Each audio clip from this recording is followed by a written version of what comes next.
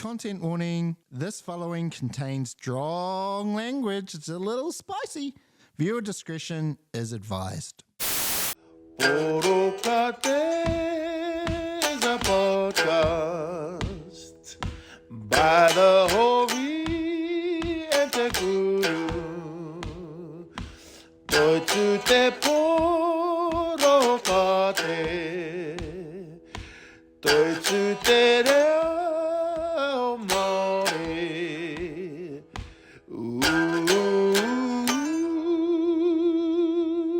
No mai hoki mai ki te porokate. Toitu te porokate o Veronica Tawhai o Koka V. There was so much depth to the last kōrero that we had to come back for round two. So to you, Koka V, carry on, Koka, let us have it. What can we do today, because that's the whole thing, is that our resistance today is a part of a huge legacy right from that time. And this is why even looking back, sometimes people look back at our tupuna and go, oh, why did they do that? Or why did they make, that decision, etc. And we just say, they lived through the time where they were talking about Māori becoming extinct, because it wasn't, are they discussing the genocide thing by 1900s? No, because by 1900, the whole idea is that Māori are going to become extinct because what's our population drop to? They reckon 42,000. So these are all the quotes. Our responsibility as compassionate colonists is to smooth down their dying pillow. That's on the nicer side. On the more, overt side was Māori dying out in a quick and easy fashion in the wake of a superior race. This is exactly how they're talking. So, and we had tupuna that lived through there. I always think my grandfather, that's not even that far back. No, it's not. My grandfather's born 1907. Yeah. This is, Jim Tawhai from Rotorua, and I'm just like far out. And so all the massive things that they've seen, Even like but your survived. a great-grandfather would be... Yeah, brother. Yeah, 1860s, 1860s, Te was born. But what I'm saying is that is the point of it, is that when... It's like that whole cheesy saying, but it's true, we've come too far to not go further. It's like, yes, we really have come too far, we've survived this ABC, but it's also all the different ways. So the point of it, is that people know that this isn't just something bad that's happening right now, even though it is bad. This isn't something bad that's happening right now, that we have been through all types of stuff and have continued, and that it is literally running through our veins, the responsibility, to continue that forward, just like those ones, back there, because our struggles are so different. Back there, starvation, no shelter, no, all of those types of things. And it's not, this is different times, so it's not to compare what we're going through to there, but I'm just saying, far out. I think we can do something, y'all. I think we can do something. And this is where, why unity and this whole notion of kōteitanga for me, because I know there's been a little bit of discussion about it, is actually, well, how is it that everyone, mātini māmano, because the creativity of the person, and all the different things we could come up with at this time to then be able to continue, that's where the magic's at. Yeah. That really is, and it's about making space for all of those things. So it's everyone, kazi, it's non-Māori, it's Māori, it's tauiwi, it's enlisting more allies, letting them know how they can help. But it's really deeply embedding the kaupapa, so it's not a shallow thing, so it's not a selfie activist thing, so it's not a, I'm going to go on the Hīkoi and then go home thing. But the thing is that people need to feel this in their bones. They need to know how this is, literally runs through their veins. They need to know that the very fact that we are alive today and surviving, it's because of these massive, massive sacrifices that our tupuna made, and who were they thinking about? They were thinking about us.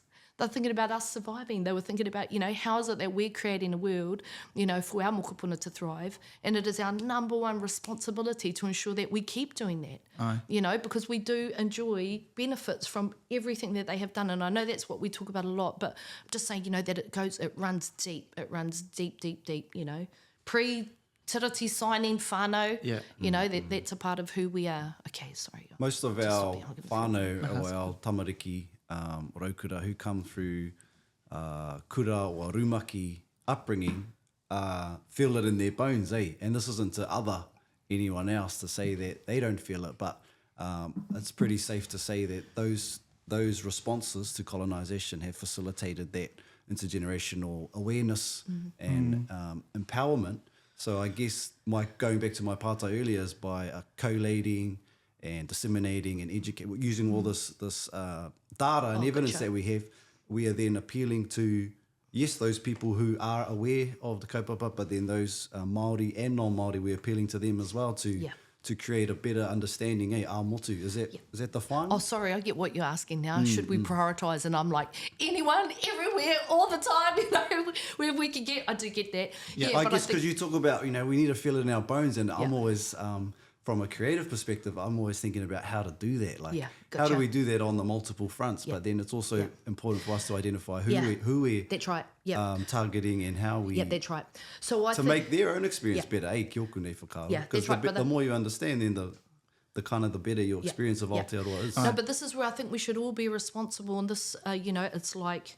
It should be, you know, kura whare kura teachers that are then focusing there. We need more allies so that they can then focus on Pākehās.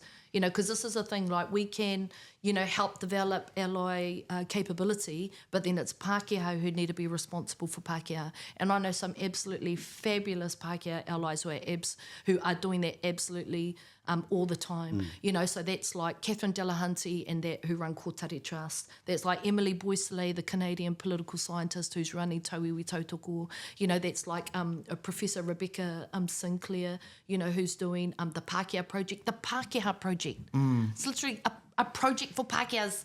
You know, I saw that the other day. You know, and this is the whole thing about the human creativity is, I mean, all the different initiatives that we can do, you know, and then we've got other people like Richard Shaw, who's an academic. So what is he doing? He's doing the academic-y thing. But what he's doing is so gangster. You know, he's written those two books, The Forgotten Coast and The Unsettled.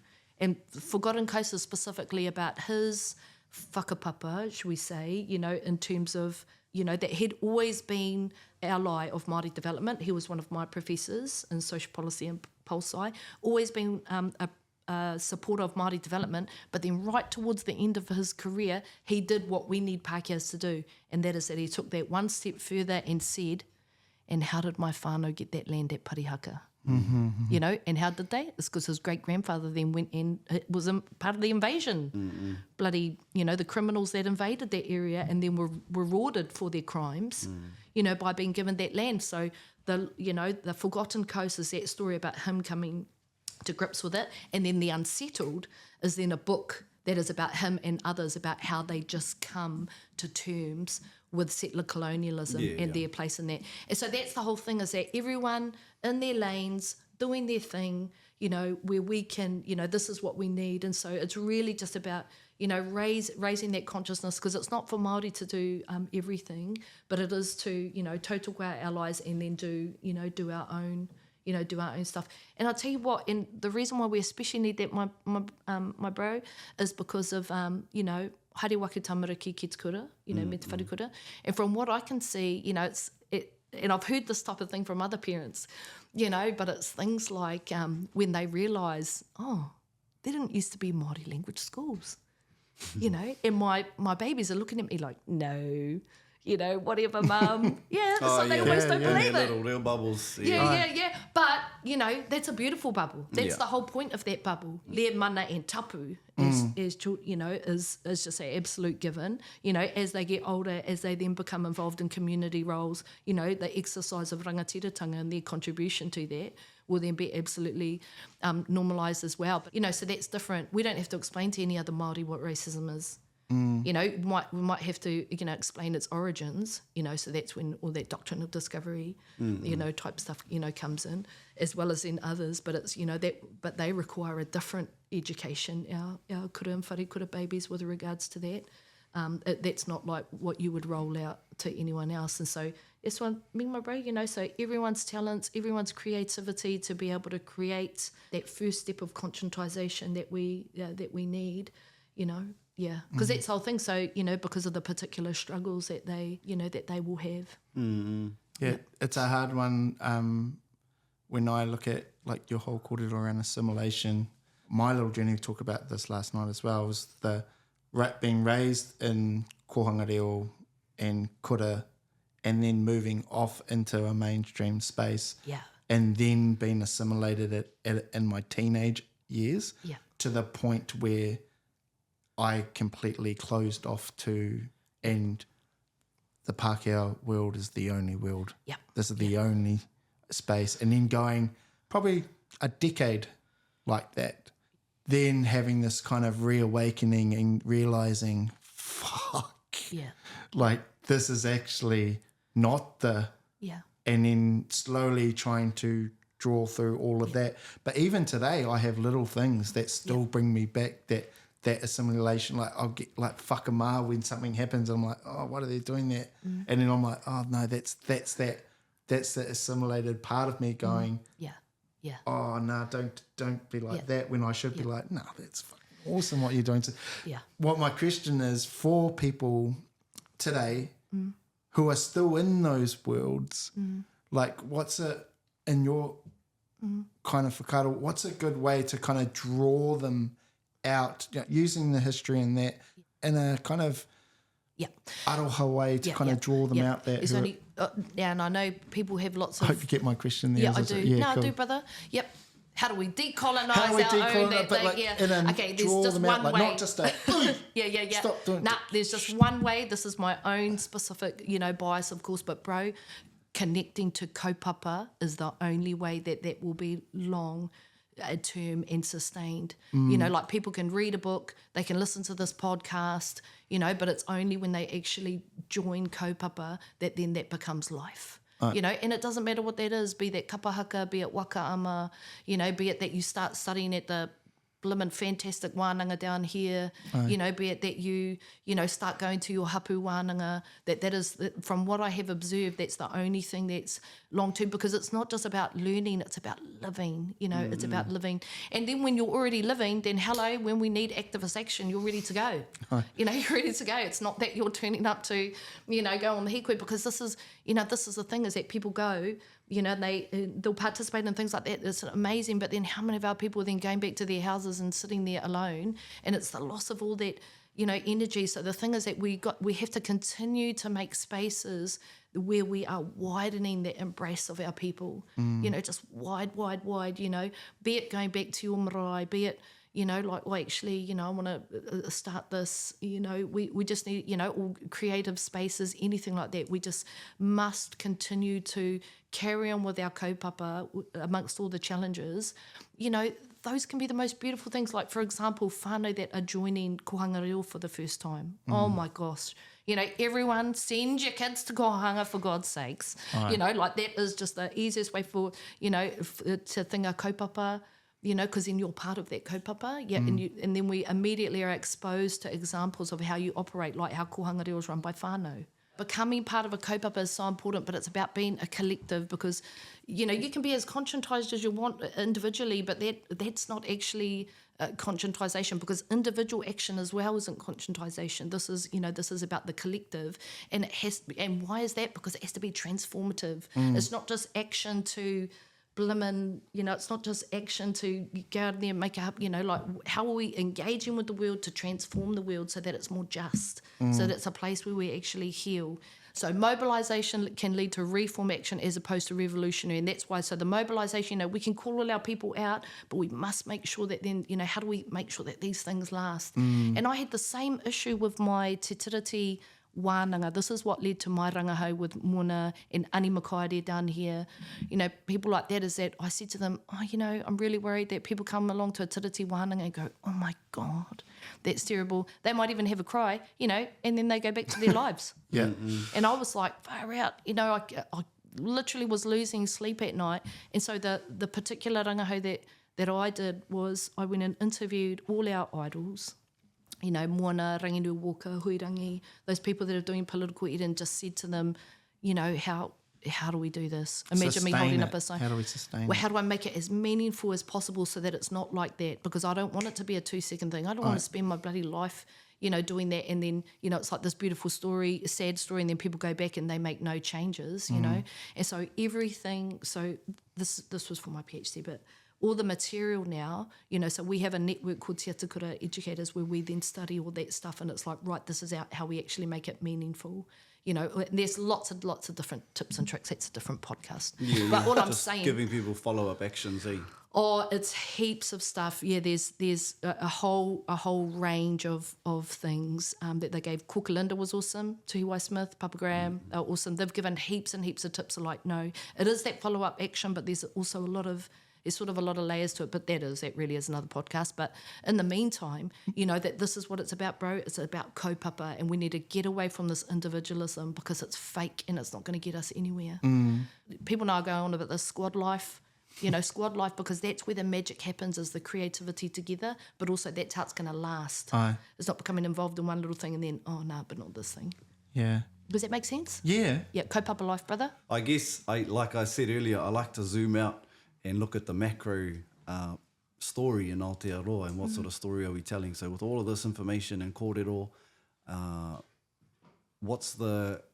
do you see that impact, you know, of empowering, educating, sort of enabling and empowering Māori and non-Māori with the story that we all know well?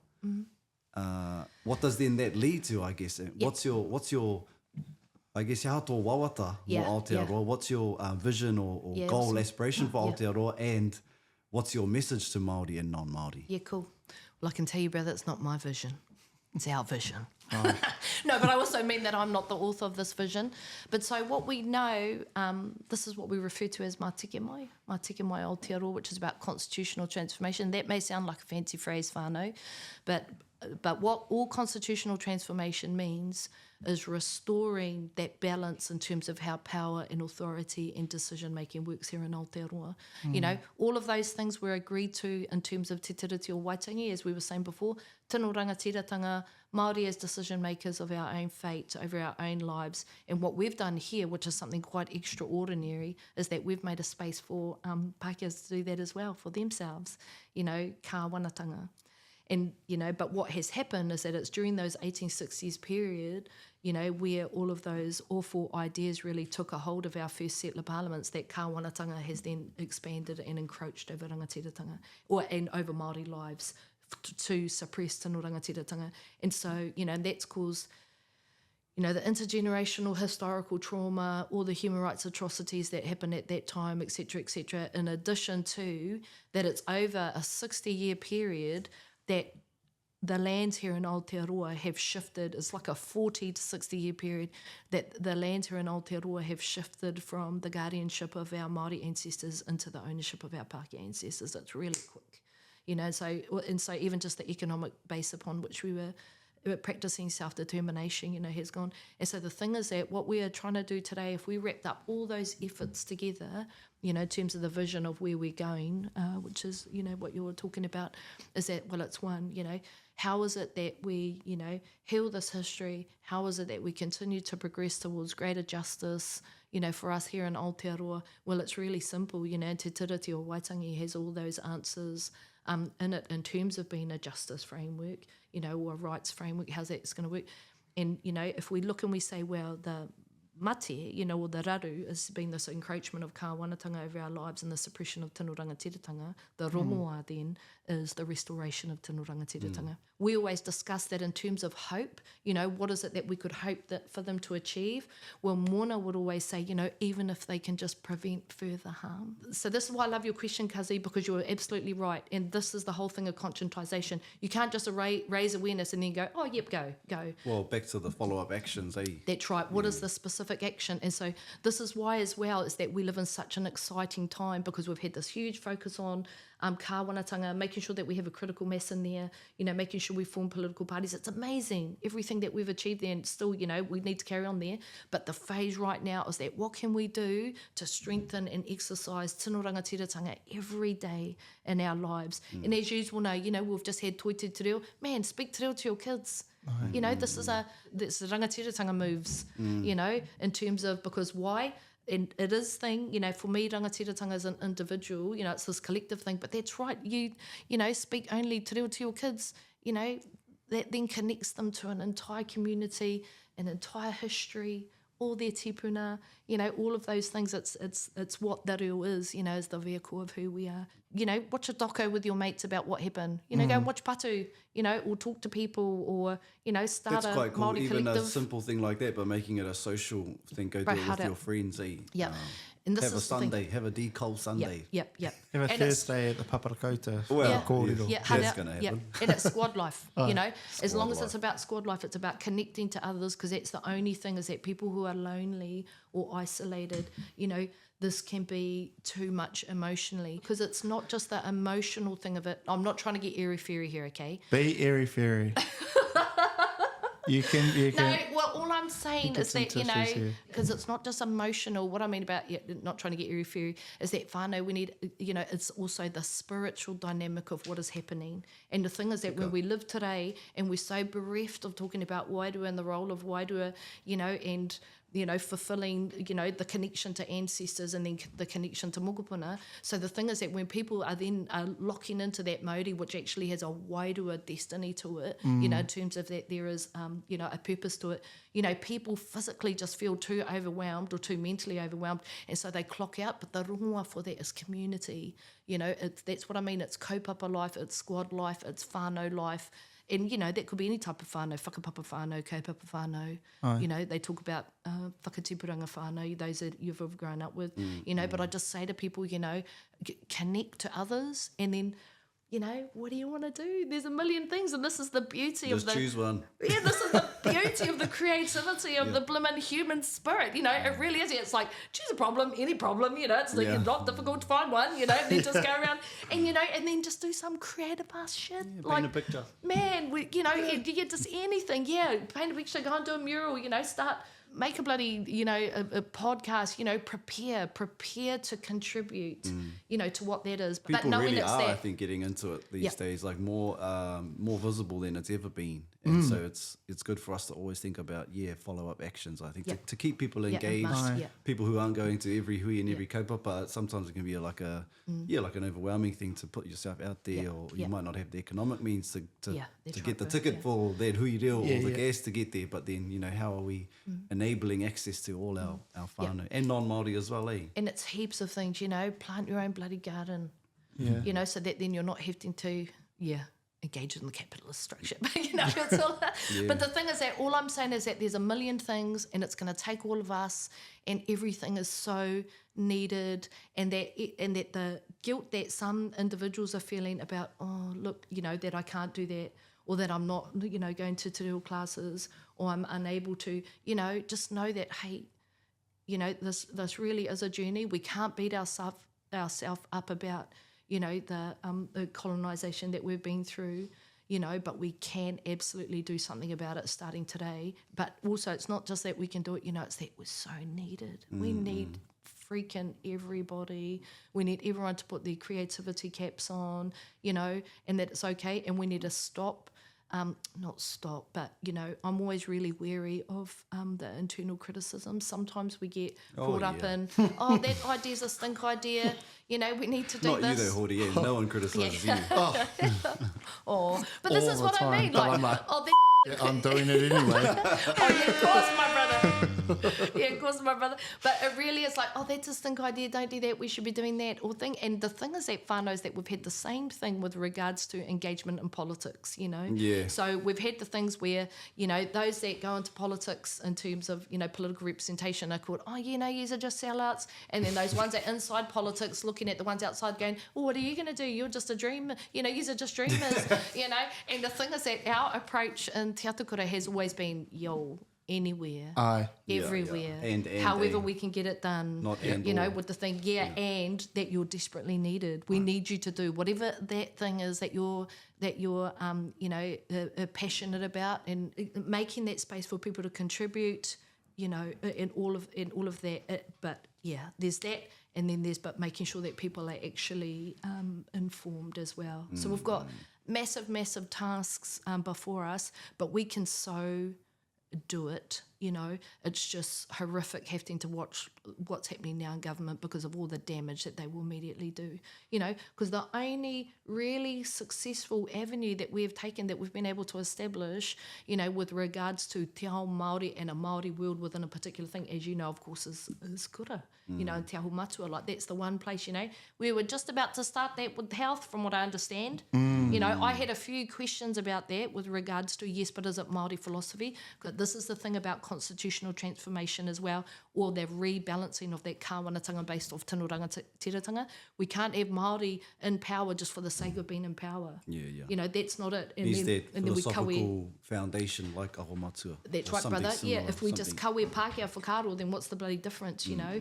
So it's not Māori being in power for the sake of being in power. It's the same like, why do we have the Māori seats? You know, this whole thing about, you know, oh no, but we've got enough Māori population-wise. No, but they don't represent Māori views. Just because you are Māori, physically Māori, or descend from a Māori, or even identify as a Māori, you know, you're just a Māori in there. It's about the represent, you know, it's those that actually represent Māori whakaaro, te ao Māori, try and advance tikanga, you know, kawa, our values, philosophies, you know, paradigms, frameworks, you know, all of those things. And so that's what you know, makes it different. And those are the types of things that we are really, really having to argue today, but just know that in terms of the bigger picture and the bigger vision, my kazi, that's it, you know, this isn't about Māori just being in positions of power. You know, Mātike mai Aotearoa is about the restoration, you know, of tino rangatiratanga, but the purpose of tino rangatiratanga being that there is an entire Māori world. You know, we have tikanga, we have kaua, you know, we have kaupapa, all of the things that make us the particular types of human beings that we are on the globe, based on everything that we learnt from our tipuna and from our creation stories, you know. It's right from there that all those tikanga have been set around tapu, aroha, being a foundation, you know, inclusiveness, like all of those things, you know, it goes deep right to our existence as a people on the face of the globe. And so, you know, just Māori being in power is not it.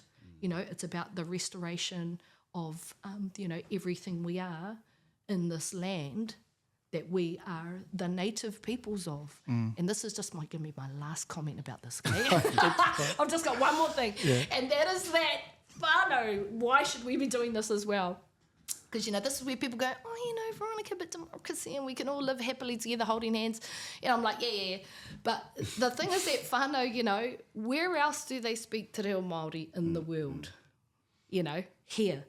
And so one of the examples that we give to people is that, you know, why you should prioritise te reo Māori, you know, is because this is the only place that it's spoken, and that if we lose te reo here, it's gone. It's extinct from the world. The English language, on the other hand, I think it's going to be okay. You know, like in terms of, you know, they speak that in lots of places. And just like that, and that isn't to diminish, you know, the English language. That is to say, hey, but, you know, we have this one here, that this is the only place it is, and we should all be concerned about its survival, right? So that's with the reo, right? Same with kawa, same with tikanga, same with mātauranga, you know, same with te ao Māori.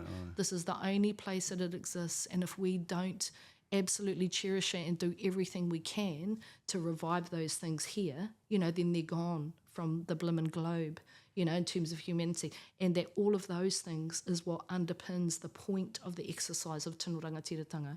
It's because our tino rangatiratanga is based on all those values and ideas. It's not for Māori just to be in power. You know, it's because actually there's a Māori world, and it's an option in terms of how we could be living here in Aotearoa that we should be prioritising, because this is the only place, as well as all the other reasons. But, you know, Mona always says a constitution from this land should breathe from the stories of this land. You know, that the Westminster system that we have currently, you know, that comes from, you know, Rawai. You know, that's somewhere else, you know, and then things will never go, you know, right until we have that rebalance. That's not too abstract, is it? No, it's beautiful. It's the whole kōrero. Anyway. That's good. But it's about having faith in ourselves, though. That's a massive thing. That's what Mona always talked about. You know, one of the most destructive things of colonisation is that it's taken away people's faith in us, that we don't think we had laws. You know, that tikanga, just cultural protocols. You know, that we didn't have a government, you know, and all of that kōrero is that straight 1860s kōrero, or even deeper than that, that doctrine kōrero. So it's about restoring that faith in ourselves and knowing, you know, it's a beautiful thing to be Māori, you know. Well, there you have it, whānau. Get the data, get the information, empower yourselves, empower your whānau. Squad life. Have a Squad Life Sunday, watch a doco, go make some mahi toi, sign up to that reo class. There's a million different ways we can empower ourselves and enable each other to live our best lives as Māori and non-Māori in Aotearoa. So I just want to mihi tū whanaunga mo te whakatako i tērā, te whakapapa o te ao tōraka pū i Aotearoa nei, ngā piki, ngā heke, ngā taumaha e amo hia tonu te ana e tātou i enei rā, engari te whakātu mai hoki kei reira, kei tua o te pai, kei tua o tēnei rōpū, whakahaere i te motu i tēnei wā, he whenua taurikura kia whaia e tātou. So e mihi ana kia koe whanaunga. Ai, tēnā koe, ko Pautoku Tī. Engari ko ki tuku nākau. I te tīriti. Tēnō ki tuku hinenaro e tēnei wā. But tēnā koe, kōka. Kōka whi. Yeah, I'm going to look back on this one many times. There's a lot to pull back from this. So, ai, to our whānau out there listening, join us next time on the Porokate. Toi tū te porokate. Toi tū te porokate. Kia ora. Mei ri ora. Porokate is a podcast by the Hori and Te Guru. Toi tū te porokate.